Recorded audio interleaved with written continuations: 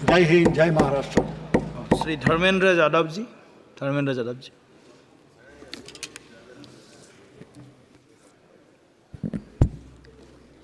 धन्यवाद सभापति महोदय। 18वीं लोकसभा के निर्वाचन के बाद और इस नए संसद भवन के बनने के बाद आज मैं पहली बार बोलने के लिए खड़ा हुआ हूँ। आपने मुझे मौका दिया, उसके लिए बहुत बहुत धन्यवाद देता हूँ।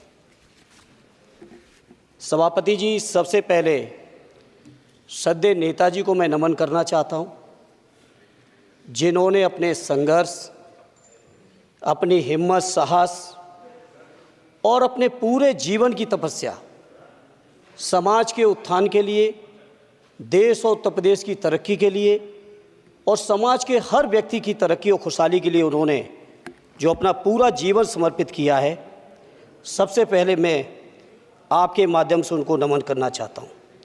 माननीय सभापति महोदय, श्रद्धेय नेताजी ने हम लोगों को अपने समाजवादी विरासत में इंसाफ और इंसानियत, न्याय और हक की लड़ाई करना सिखाया है।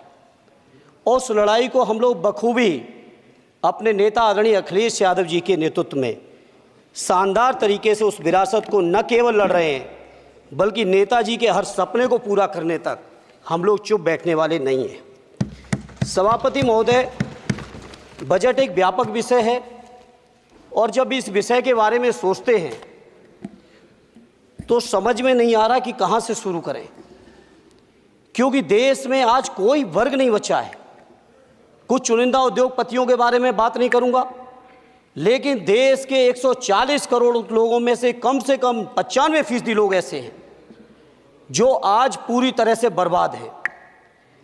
एनडीए की ये सरकार 11वां बजट पेश कर रही है, लेकिन इस 11वें बजट के बावजूद अगर मैं देखता हूं तो समाज की जो गरीबों के लिए सबसे ज़्यादा ज़रूरी चीज़ें हैं, स्वास्थ्य का है तो स्वास्थ्य 2023 और 24 में बजट घटा दिया है। किसानों का बजट जहां यूपीए के सरकार के समय 2014 तक 5.5 था, वहीं 24 आते आते ये 3.15 रह गया है। शिक्षा का बजट जहां 2013 में 4.77 था, आज 23-24 आते आते ये 2.5% रह गया है। इसी तरह से जितनी भी ज़रूरी चीज़ें हैं, सभापति महोदय, मुझे कहने में कोई संकोच नहीं, ये जो बीजेपी की एनडीए की सरकार है, ये सरकार पूरी तरह से गरीब विरोधी, किसान विरोधी, नौजवान विरोधी, बुनकर विरोधी, छात्र विरोधी, दलित विरोधी, पिछड़ा विरोधी, मजदूर विरोधी, जितनी भी अगर उपाधियां दी जाएंगी सभापति महोदय वो कम हैं। और मैं कोई राजनीतिक भाषण नहीं दे रहा हूं, मैं उदाहरण सहित आपको जब नंबर आए तो बोल देना, और हमें पता है आपका नंबर भी नहीं आएगा आपकी पार्टी में, ये भी पता है हमें। सभापति महोदय, श्रद्धेय नेताजी ने हमेशा कहा है कि चुनाव में या जनता के बीच किया हुआ वादा अगर आप पूरा नहीं करते हैं तो वो भी एक सबसे बड़ा भ्रष्टाचार है, और उस भ्रष्टाचार में अगर किसी ने वर्ल्ड रिकॉर्ड बनाया है तो बीजेपी की और एनडीए की सरकार ने बनाया है। सभापति महोदय, 2014 के चुनाव के समय प्रधानमंत्री जी ने वादे किए कि 2 करोड़ रोजगार हर साल मिलेंगे। स्वामीनाथन जी, जिनको भारत रत्न दिया है, सरकार को मैं धन्यवाद देता हूं, लेकिन वो धन्यवाद अधूरा है जब तक उनकी सिफारिशों को नहीं मानते हो। 2007-8 से लगातार मांग चल रही है देश में कि स्वामीनाथन जी की जो सिफारिश है किसानों को 1.5 गुना समर्थन मूल्य देने का, एमएसपी की गारंटी देने का, कानूनी हक और अधिकार देने का, उस गारंटी को आज तक नहीं माना, आज तक नहीं माना, आज तक नहीं माना। स्वामीनाथन जी को आज तक नहीं माना। अध्यक्ष जी, डिस्टर्ब ना करिए। सभापति महोदय, मेरा टाइम इसमें काउंट नहीं होगा। आप इधर, अरे यार, बेईमानी से जीता है तो ज्यादा ना बोलो, मालूम है कितने बड़े तीरंदाज हो। इधर बेईमान हो, बेईमान हो, बेईमान हो, बेईमान हो, बेईमान हो। चलो, स्वामीनाथन जी की आपने नहीं मानी, एमएसपी आपने लागू नहीं की। कितनी बढ़िया बातें कि खाद पे हम सब्सिडी बढ़ा रहे हैं, पहले 50 किलो को 45 किलो, फिर 45 किलो को 40 किलो, और मुझे लगता है कि एक तीसरा कार्यकाल पूरे होते होते केवल 10 ही किलो बचेगा खाद के कट्टे में, इससे ज़्यादा नहीं बचेगा। मंडी एक नहीं बनाई, आत्महत्या इतनी कर रहे हैं किसान। और किसान अगर अपनी एमएसपी की मांग करते हैं, हजारों किसान यहीं दिल्ली की सीमा पर मारे जाते हैं, और आप सोचते हो कि आपकी बात को कोई समझेगा नहीं।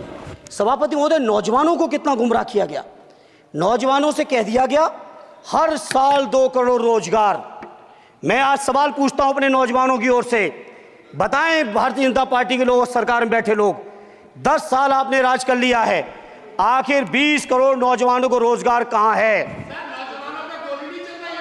अरे छोड़िए यार, अबे कोई नोटिस नहीं लेता तुम्हें, छोड़ो, कोई नोटिस नहीं लेगा तुम्हें। 20 करोड़ नौजवान के रोजगार का हिसाब कहां है? आज 11वें बजट में जब याद आई तो वो भी ट्रेनिंग की बात करते हो। मैं कहना चाहता हूं IIM, IIT के नौजवानों को रोजगार नहीं दे पा रहे हो। आप सोच रहे हो इंटर्नशिप के इस छोटे से शगुफे से नौजवान खुश होंगे? देश के नौजवान खुश होने वाले नहीं है। सभापति महोदय, शिक्षा के मसले पर लगातार बजट घटाया जा रहा है, लगातार सरकारी शिक्षा कम की जा रही है, और ये बीजेपी की सरकार की लगातार प्रयास है कि नौजवान शिक्षित होंगे तो सवाल पूछेंगे। देश की JNU से लेके BHU से लेके MU से लेके जितने बड़े संस्थान हैं, सारे संस्थानों को बर्बाद कर दिया है। एक भी दलित, एक भी पिछड़े, कहीं आपका वाइस चांसलर नहीं है। लगातार जितने भी आपके professor, associate professor, assistant professor की नियुक्तियों में RSS का जब तक कोई फंडामेंटल कोर्स नहीं करेगा, बेसिक कोर्स, तब तक उसकी नियुक्ति नहीं होगी। आप क्या सोच रहे हो देश नहीं देख रहा है नौजवान? UGC का बजट लगातार कम किया जा रहा है। मेरा खुला आरोप है इस सरकार पर कि ये सरकार शिक्षा को प्राइवेट करके, शिक्षा को मुट्ठी भर उद्योगपतियों के हाथों में देके, शिक्षा को चुनिंदा लोगों के हाथ में देके, देश के 140 करोड़, जिसमें मैं समझता हूं 90% लोग गरीब हैं, उन गरीबों के हाथों से शिक्षा को छीनने का ये जो आपकी सरकार षड्यंत्र कर रही है, इसके लिए हम लोग इस मौके पे विरोध करते हैं। लगातार फीस बढ़ा रहे हैं, शिक्षकों की कमी है, रोजगार आप दे नहीं पा रहे हो, सामाजिक असमानता। सभापति महोदय, 2014 में जिस समय सरकार बनी थी NDA की, उस समय देश की जितने भी जो आर्थिक चीजें थी, जो वेल्थ थी, उसमें पिछड़ों की हैसियत 17% थी, 17%, और आज 10 साल की NDA की सरकार के बाद पिछड़ों की आर्थिक हैसियत हो गई है केवल 9%। मैं कहना चाहता हूं चुनौती के साथ, वित्त मंत्री अपने जवाब में बता दें, अनुसूचित जनजाति का एक भी व्यक्ति देश में अरबपति हो तो बता दो, एक भी अरबपति हो तो बता दो, एक भी दलित को अरबपति आपने बना दिया हो तो बता दो, एक भी पिछड़े को बना दिया हो तो बता दो। आप जवाब में दे देना, आप डेटा दे देना, आप डेटा दे देना, हमारी दबाव नहीं रुकेगी। सभापति महोदय, जब बीजेपी की सरकार, जब बीजेपी के लोग विपक्ष में रहे तो OPS की बातें किए। 10 साल से आप सत्ता चला रहे हो, 11वां बजट पेश कर रहे हो, पूरा देश आज OPS के लिए, सरकारी कर्मचारी परेशान है, कहीं OPS की चर्चा नहीं है, पुरानी पेंशन की कोई चर्चा नहीं है। सभापति महोदय, पुरानी पेंशन तो पुरानी पेंशन, हम मांग करते हैं, बहुत बड़े राष्ट्रभक्त आप बनते हो, मैं मांग करता हूं देश के पैरामिलिट्री फोर्सेस को आप पुरानी पेंशन दीजिए। मैं मांग करता हूं, आप राष्ट्रभक्त हैं ना, सीमा पे जो सुरक्षा कर रहे हैं, जो शहादत झेल रहे हैं, मेरी मांग है कि आप उनकी OPS दीजिए। वो आप OPS नहीं दे पाओगे। इसी तरह से सभापति महोदय, देश के अंदर बहुत से ऐसे संविदा कर्मचारी, एक से एक बढ़िया फार्मूला, अब कानूनन मंडल आयोग लागू हो गया तो कैसे पिछड़े और दलितों को रोकें? तो संविदा कर्मी की प्राइवेट कंपनी, प्राइवेट आपने आउटसोर्सिंग कर दी। आउटसोर्सिंग के कारण से देश के सारे दलित, सारे पिछड़े, सारे आदिवासी आपकी सेवाओं से बाहर हो गए, उनके पास कोई कानूनी हक नहीं। तो ये जो आरक्षण को खत्म करने के तरह तरह के जो आप लोग षड्यंत्र अपना रहे हो, इस षड्यंत्रों को देश का जनमानस पूरी तरह से जान भी चुका है, पहचान भी चुका है, और इसीलिए उत्तर प्रदेश से तो आपको कर ही दिया है बाहर, देश से भी बाहर जल्दी करेंगे, और हमारे साथी मिलकर दूसरे प्रांतों से भी बाहर करेंगे। इसी तरह सभापति महोदय, हम मांग करते हैं, आप सोचिए, उत्तर प्रदेश अकेले के अंदर, देश के हालात मुझे नहीं पता और बदतर होंगे, अकेले उत्तर प्रदेश में 1000 से ज़्यादा शिक्षा मित्र आत्महत्या कर चुके सभापति महोदय। कोई सरकार के कान पे जू नहीं रेंग रही है। किसान आत्महत्या कर रहे हैं, इन्हें कोई मतलब नहीं। अनुदेशकों को तनख्वाह नहीं मिल रही है समय से, कोई मतलब नहीं। आंगनबाड़ी महिलाएं परेशान हैं, इनको कोई मतलब नहीं सभापति महोदय। आपकी आशा बहुएं, आपकी ये रसोईया महिलाएं, आपकी आंगनबाड़ी, पंचायत सहायक, रोजगार सेवक, मैं समझता हूं सभापति महोदय यहां बैठे हर सदस्य के पास इनके क्षेत्रों का ये डेलीगेशन जरूर मिलता होगा और मांग करता होगा कि कम से कम हमारा मानदेय बढ़ाया जाए, हमें स्थायी किया जाए। सभापति महोदय, इसके लिए सभापति महोदय मेरी पार्टी के किसी भी मेंबर से हम नंबर कम कर लेंगे, टाइम, मेरा टाइम बढ़ा दीजिए, बढ़ा दीजिए, कोई भी मेंबर हमारे लिए दे देंगे टाइम। इसलिए सभापति महोदय, इन सभी समस्याओं के लिए मैं आपसे कहना चाहता हूं कि इनका समाधान करिए, और नहीं समाधान करेंगे तो अभी तो बैसाखी पे बन गए, बिहार और आंध्रा को पैकेज देखे फिर देश में कितने राज्यों को पैकेज दे पाओगे। अरे वित्त मंत्री जी, उत्तर प्रदेश से आते हो, इतना भी हक नहीं कि पूरे बजट भाषण में एक बार उत्तर प्रदेश का नाम आ जाता। इतना अयोध्या से नफरत हो गई, अयोध्या से अवधेश जी क्या जीत गए, आप लोगों को इतनी नफरत हो गई कि एक भी उत्तर प्रदेश का एक बार भी नाम नहीं आया सभापति महोदय। इसे मैं आज इस मौके पर सभापति महोदय देश के गरीबों, किसानों, नौजवानों, व्यापारियों, बुनकरों सभी की ओर से कहना चाहता हूं, ये बजट देश विरोधी बजट है। कुछ समस्याओं के लिए सभापति महोदय संवेदनशीलता के साथ मैं कहूंगा सरकार को विचार करना चाहिए। श्रद्धेय नेताजी जब रक्षा मंत्री थे, उन्होंने व्यवस्था दी थी कि देश के अंदर जो भी सैनिक शहीद हुए हैं उनको ससम्मान उनके घरों पे जाके राष्ट्रीय सम्मान के साथ उनकी अंत्येष्टि हो। मैं उन्हीं की परंपरा को आगे बढ़ाते हुए एक और मांग करता हूं सभापति महोदय कि जो हमारे शहीद जिनकी अंत्येष्टि स्थल जहां कहीं भी बना हो, जिस भी परंपरा से बना हो, अरे आपको कुछ नहीं पता है, अरे यही तुम्हारे सैनिकों के लिए यही तुम्हारा भाव है। सभापति महोदय, आप बोले सर। सभापति महोदय, मेरा अनुरोध है अग्निवीर की योजना खत्म की जाए। ये 4 साल के सैनिक से देश की उतनी मजबूत रक्षा नहीं हो सकती। नौजवानों को गुमराह करके केवल 4 साल, उन्हें दो ना 60 साल तक रिटायरमेंट, 4 साल बाद वो कहाँ नौकरियां ढूंढेंगे। इसे मेरी मांग है अग्निवीर की योजना खत्म की जाए। साथ ही साथ मेरी एक मांग और है कि जो शहीदों की शहादत स्थल है उसको शहीद स्थल के तौर पर डेवलप करने के लिए केंद्र सरकार को अतिरिक्त बजट देना चाहिए। मैं नहीं समझता हूं इसमें किसी को कोई दिक्कत होनी चाहिए। इसी तरह सभापति महोदय, बातें बहुत लंबी लंबी की जाती हैं, थोड़ा सा मैं अपने क्षेत्र के बारे में कहूँगा। आदरणीय हमारे नेता माननीय राममूर्ति वर्मा जी ने भी कहा है, माननीय लालजी वर्मा जी ने भी, जो बाढ़ की समस्या है, जो समस्या बिहार में है नेपाल से पानी छोड़ने की, वही समस्या उत्तर प्रदेश की भी है। और विशेषकर पूर्वी उत्तर प्रदेश में अगर आप चलिए तो खीरी से शुरू करेंगे, पीलीभीत खीरी से लेके पूरा आप चले जाइए और एकदम कुशीनगर बॉर्डर तक, बिहार बॉर्डर तक पूरी की पूरी समस्या है।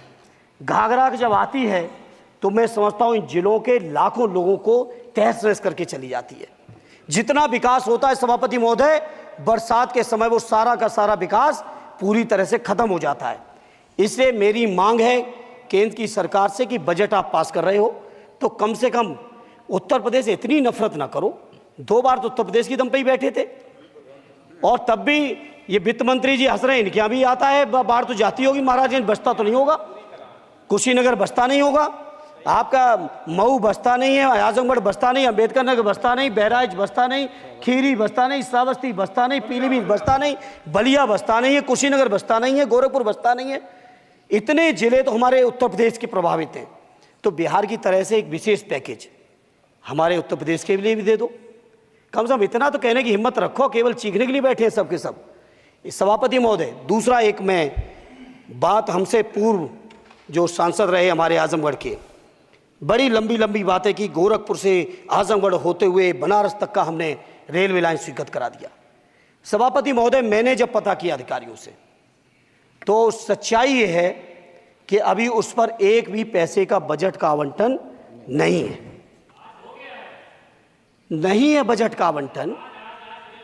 हाँ, आज आप ही ने तो पेश किया बजट, आप ही तो साइन किए हो, निर्मला जी ने तो किया नहीं होगा, आप ही ने किया होगा।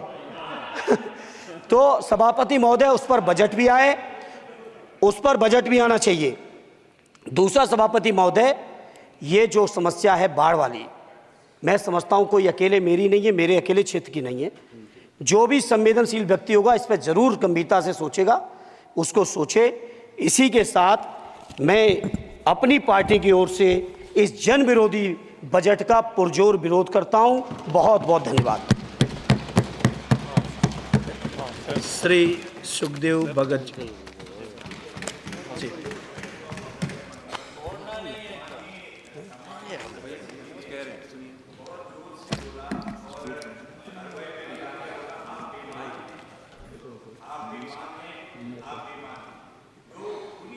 असंसदीय है मान्यवर, मेरा निवेदन रहेगा, वैसे तो भाषा शैली हमें सभी को ठीक करनी चाहिए, लेकिन ये अगर कहीं ये शब्द आ गया हो,